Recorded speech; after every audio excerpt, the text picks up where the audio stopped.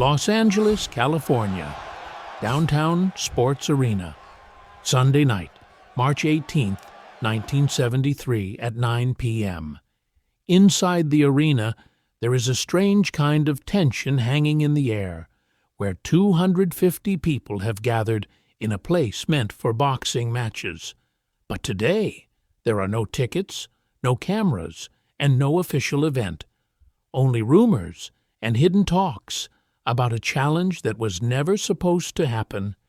Standing in the middle of the ring as Titan Atlas, the strongest man in the world, confident, relaxed, undefeated, a man who has defeated the world's biggest giants in strongman competitions. And tonight, something is going to happen that no one could have even imagined. Because tonight, Bruce Lee has challenged Titan Atlas not by a boxer, not by a fighter, but by a man from a completely different world, a man whose weight is only 135 pounds, standing in front of a 320-pound Titan. Tonight, Bruce Lee has challenged Titan Atlas. Titan Atlas stood at the center of the ring. He did not move. He did not stretch. He did not acknowledge the people gathered around him. He stood the way men do when they believe the space already belongs to them. Atlas was built for dominance, tall, wide, heavy through the chest. His feet were planted firmly into the canvas, as if the ring had been waiting for him long before anyone else arrived. Strength showed itself in his posture without effort. This was not a public event. No announcements, no spectacle. Just a ring, witnesses, and a question that needed an answer. Titan Atlas had stepped into the ring to settle something. A name had been circulating for weeks, quietly, carefully, not shouted, not advertised, but persistent enough to be noticed. Bruce Lee. No championships, no history in rings like this, no size that demanded respect on sight. Just stories, stories that ended quickly, stories that people repeated without exaggeration, as if adding more would weaken them. Atlas did not respect that kind of reputation. In places like this, proof mattered, weight mattered, pressure mattered. The ring had rules, and those rules had always favored men like him. So he took the ring and waited. If Bruce Lee was real, he would step forward. If not, silence would answer. When Bruce Lee finally approached, there was no reaction from the crowd, no sudden shift, no anticipation. He did not look like the kind of man people expected to challenge Titan Atlas. He walked calmly toward the ring, his pace steady, his expression unchanged. No warm-up, no performance. He stepped through the ropes and stopped. The difference between them was immediate and obvious. Atlas towered over him. The weight advantage was undeniable. Every visible measure favored Atlas. Bruce Lee did not take a stance. He did not raise his hands. He did not circle. He stood upright, hands relaxed at his sides, as if the ring required nothing from him. Some in the crowd mistook this for hesitation, others for uncertainty. Atlas widened his stance slightly, a deliberate movement, a signal meant to be read. Pressure was coming. Bruce Lee did not react. He did not step back. He did not shift his weight. He simply looked at Atlas. There was no challenge in his eyes, no arrogance, no fear, just focus. Atlas had seen confidence before. He had seen doubt. This was neither, and that unsettled him more than aggression ever could. The ring grew quiet, not silent, but heavy. This was the moment before confirmation, the moment where outcomes usually became obvious. For the first time since stepping into the ring, Titan Atlas felt something unfamiliar. The rules he trusted were not being acknowledged, and whatever was about to happen would not follow the pattern he understood. The silence inside the ring stretched longer than most people expected. Titan Atlas remained where he was, shoulders squared, weight settled. He was accustomed to resistance announcing itself early.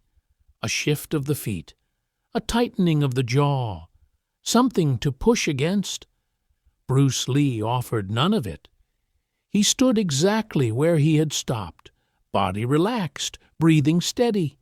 His presence did not expand, it did not retreat, it simply existed, undisturbed. Around the ring, people began to lean forward without realizing it. Conversations died mid-thought. The energy did not rise, it narrowed. Atlas took a slow breath. He had allowed pauses before. He had used them to assert control. Silence usually bent first. This time, it didn't. He took a step forward. Not an attack, a test. The canvas absorbed his weight with a dull thud. The sound alone carried intent. Men smaller than him usually reacted to that step. They adjusted, they braced. Bruce Lee did not move. The distance between them closed, but nothing else changed.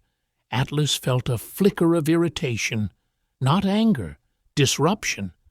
The rhythm he expected was missing.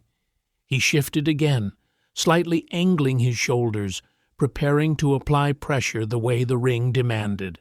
This was the moment where resistance normally appeared. It didn't. Bruce Lee's eyes stayed on him, calm and precise, not fixed on Atlas's size, not scanning for openings, simply present. Atlas hesitated. The hesitation was brief, but it was real. The kind that occurs when a familiar pattern fails to complete itself. The crowd sensed it, not consciously, not yet. But the certainty they had brought with them began to thin. Atlas committed. He moved forward decisively, intent clear in his posture. This was not meant to be subtle. It was meant to overwhelm, to force engagement, to make the difference between them undeniable. What happened next did not look like defense. Bruce Lee did not step back. He did not brace. He did not meet force with force. His body shifted once, a minimal movement, barely visible unless you were watching closely. His weight adjusted, his position changed by inches. Atlas's forward pressure vanished, not stopped, not redirected violently. It simply failed. The motion he had committed to lost relevance before it could complete itself. His balance changed. His momentum dissolved into uncertainty. He stopped, not because he chose to, because continuing no longer made sense. For a brief moment, Atlas stood confused, his body recalibrating. The ring felt different under his feet, as if it no longer reinforced the decisions he made. Bruce Lee had not changed expression. His posture remained upright, relaxed. His hands returned to his sides, as if nothing had occurred. The crowd did not react. They were still processing the absence of what they expected to see. Atlas tried again, this time faster, less measured. Urgency had entered his movement. The second attempt ended even sooner than the first. Whatever had failed before, failed more completely now. Atlas stepped back, without realizing he had done it. His breathing changed, not heavy, uneven. Understanding did not arrive all at once. It entered his body before it reached his thoughts. The ring was no longer responding to him the way it always had, and Bruce Lee was not using effort to make that happen. Titan Atlas did not rush this time. He remained where he had stepped back, feet no longer as wide, posture no longer as certain. The ring felt unfamiliar beneath him, as if it had shifted its allegiance without warning. He had entered expecting resistance, something solid to lean into, something that would meet his force and justify it. Instead, he was facing absence. Bruce Lee stood a few feet away, unchanged. His breathing was calm, his shoulders loose. There was no sign of strain, no sign of urgency. He had not claimed the center of the ring. He had not chased advantage. He was simply there. Atlas adjusted his stance again, slower now. This time, the movement was not meant for intimidation, it was meant for stability. His body was searching for something familiar to anchor itself to. The crowd watched closely. No one spoke. No one shouted advice. Whatever was happening no longer felt like something that could be influenced from the outside. Atlas moved forward once more, not explosively, not cautiously, deliberately. He reached, attempting to establish contact, to make the encounter real again, to force a response he could recognize. Bruce Lee shifted. The movement was small, almost dismissible, a slight change of angle, a subtle step that altered alignment rather than distance. Atlas felt it immediately. His reach no longer found resistance. His forward intent had nothing to attach itself to. The sensation was not of being blocked, but of being answered before the question was fully asked. Bruce Lee's hands moved briefly. No strike, no grab, just placement. Atlas's posture changed, not violently, not dramatically. His shoulders lowered, his balance adjusted. His body complied with something it did not fully understand. He took another step back. This time it was conscious. A murmur rippled through the witnesses, not excitement, confusion, the kind that comes when familiar rules stop applying. Atlas swallowed. His jaw tightened. He tried to reset his breathing, but the rhythm would not return. His body had recognized something his mind had not yet named. He looked at Bruce Lee again. Up close now, he noticed details he had ignored before. The stillness, the efficiency, the lack of excess in every movement. This was not hesitation, it was control. Atlas committed one final attempt, short, direct. A movement meant to reclaim authority quickly. It ended instantly. Bruce Lee stepped in just enough to remove space, then stepped out again. The exchange lasted less than a second. When it was over, Atlas stood alone, his intent already finished. There was no follow-through. Bruce Lee had stepped back. The demonstration was complete. Atlas remained still, chest rising and falling, not from exhaustion, but from adjustment. His body was relearning how to stand in the ring without the certainty he had brought with him. The crowd did not erupt. Silence filled the space where expectation had once lived. Bruce Lee lowered his gaze briefly, then turned away. There was no declaration, no gesture of victory. The ring had delivered its answer, and nothing more needed to be said. Titan Atlas remained in the ring after Bruce Lee stepped away. He did not follow. He did not speak. For a moment it looked as if he might say something. His mouth opened slightly, then closed again. Whatever response had once come naturally to him no longer fit the moment. The ring felt different now. Not hostile, not defeated, just clarified. Atlas straightened slowly. The tension in his shoulders eased, not because he had chosen to relax, but because there was no reason left to hold it. The authority he usually carried in spaces like this had nowhere to project itself. Around the ring, the witnesses stayed quiet. They were not waiting for a winner to be announced. They were trying to understand what they had just seen. No one could point to a single moment and say, that was it. There had been no strike to celebrate, no fall to explain everything, only subtraction. Something had been removed. Atlas stepped toward the ropes and stopped. He looked down at his hands, flexed them once, then let them hang loosely at his sides. They felt the same, strong, capable, yet the certainty attached to them was gone. He stepped out of the ring under his own control. That detail mattered. He was not carried. He was not helped. But he did not look outward any more. His attention had turned inward, where the demonstration continued without witnesses. Bruce Lee stood a short distance away, speaking quietly to no one in particular.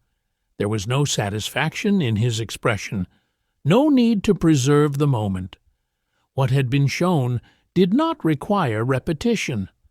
Someone in the crowd shifted, as if to approach, then thought better of it. Questions formed, but found no place to land. There was nothing to challenge. The ring began to empty without ceremony. People stepped back instinctively, giving the space time to settle. No one argued. No one tried to frame what had occurred into a familiar outcome. Later, when people attempted to describe it, they struggled.